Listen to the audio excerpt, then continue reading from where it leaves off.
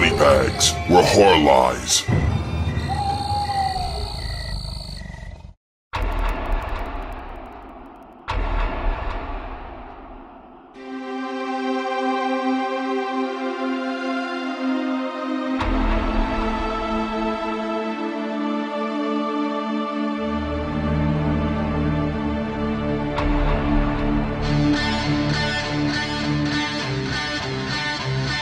What's going on, everybody? Welcome to week 32 here on Body Bags. I'm your host, Moodz616, and thank you once again for dropping in on this Sunday. Alrighty, guys, week 32.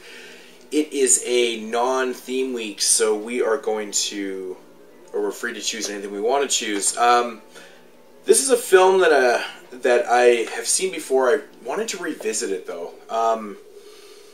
I think I watched this movie kind of in passing one time. I didn't quite really remember it too well. Yeah, so I wanted to revisit this one. It's directed by Larry Fessenden. I think that's how you pronounce his name. He did The Last Winter and also most recently the Chiller movie Beneath.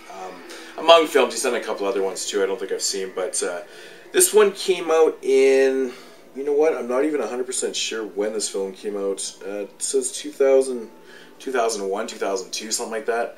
And it is entitled Wendigo.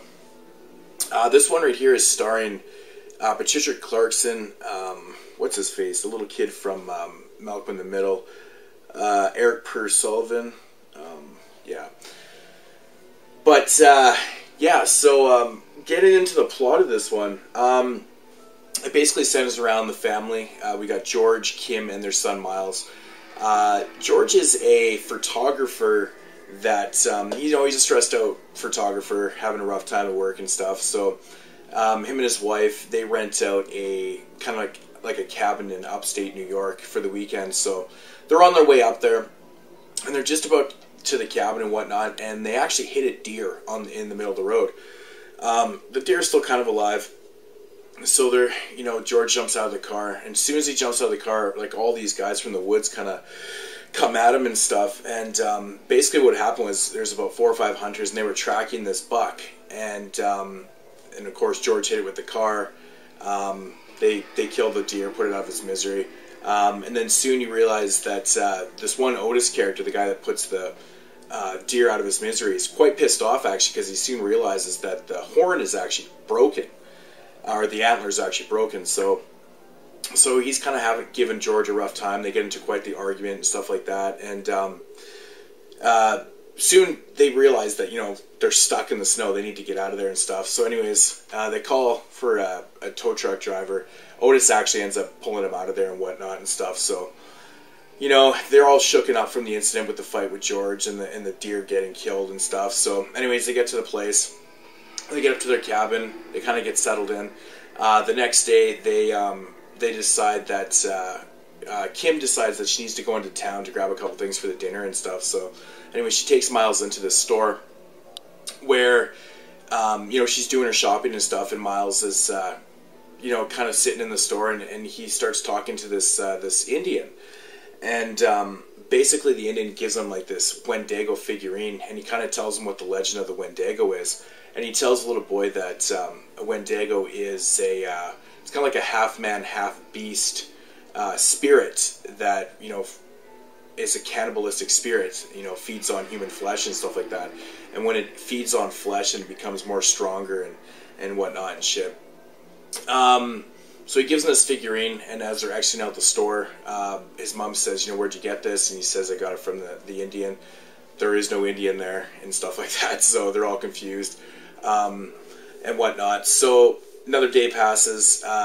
George and the son Miles. George decides to take out Miles sledding, and upon during their sledding trip, basically George ends up getting shot, and basically leaving Miles in the woods, by himself and whatnot and shit. So they immediately assume that it had to have been fucking Otis that did this and stuff, because you do learn some things about Otis and the place and stuff like that and blah blah blah. You know what? I'm just going to leave the plot right there because I'm kind of going almost too far into it right now. It's kind of a hard one to review because, you know, to give a basic plot outline of this is pretty much giving the whole film away. But I'm just going to stop right there. Now, my thoughts on this one. It's an interesting film. I think it's shot really well. I think it did a really good job. It's shot in upstate New York. A lot of, you know, very snowy atmosphere and stuff. It does feel kind of cold. I like that.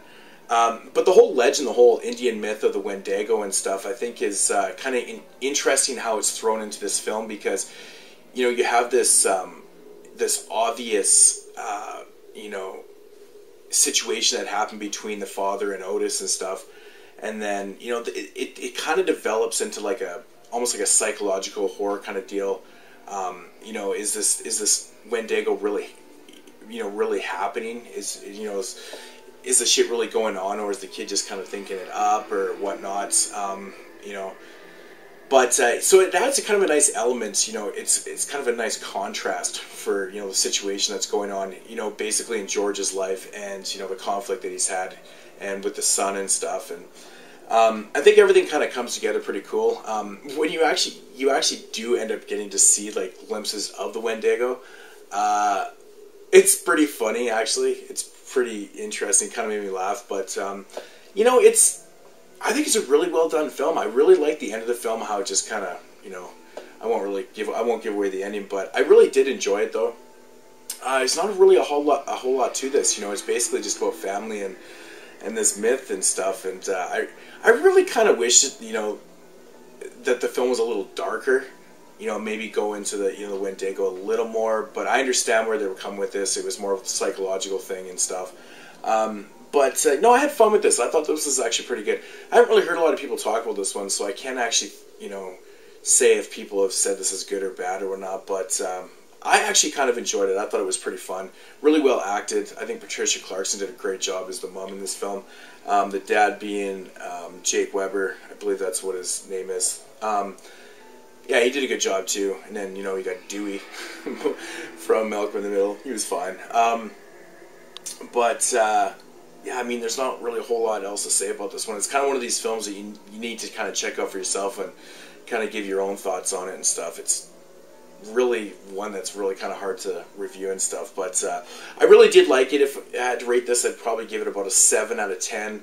Like I said, I wish it was a little darker, a little more to do with, you know, the Wendigo kind of angle to it.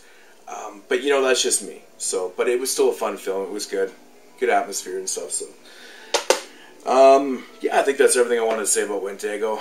Week 32 here on Body Bags. Thank you for watching and subscribing and commenting, of course. And I will check you guys next week. Peace out.